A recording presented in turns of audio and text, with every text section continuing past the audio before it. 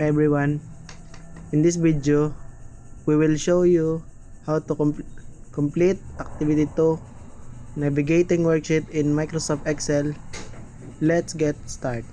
First, open a new Excel workbook, then type the following data into the corresponding cell from A1 to E6.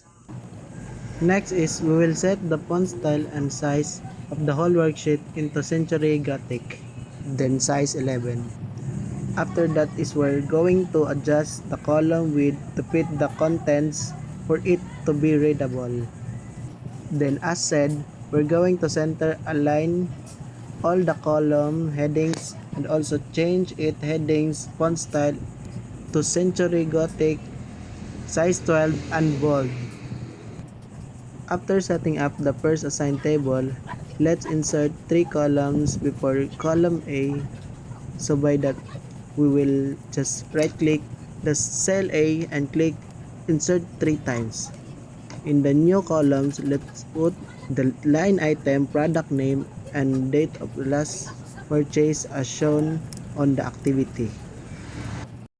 Fill the line item column with numbers starting from 1 to 5, then proceed to the product name column, and the same thing goes to the date of last purchase.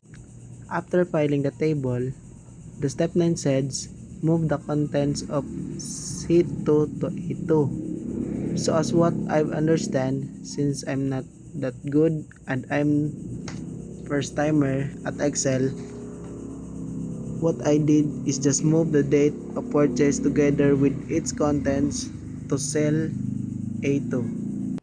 After that, let's change the main headings font to Century Gothic, size 14, bold, and then merge the cells from A1 to H1. Now, we will compute the markup. What I did was just type the formula equal 0.05 asterisk open parentheses D3 plus E3 plus F3 so that I will get the markup of 5%.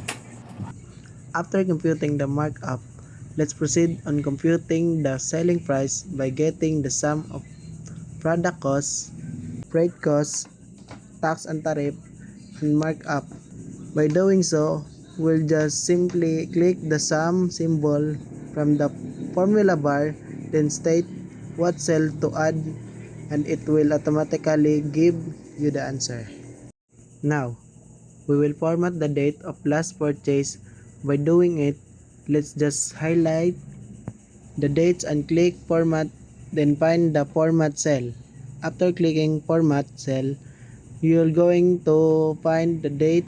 Since it's what we're going to format, then find the format the same thing as stated on the activity. In my case, it doesn't change all, so that I just use the thing I've learned by copying the format of one cell to another so that it will change also. Next is set the decimal places of the markup and selling price to 2. Step 16 and 17.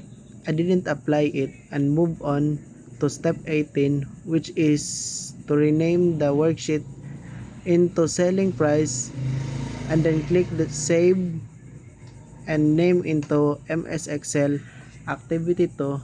Then we're done. Thank you.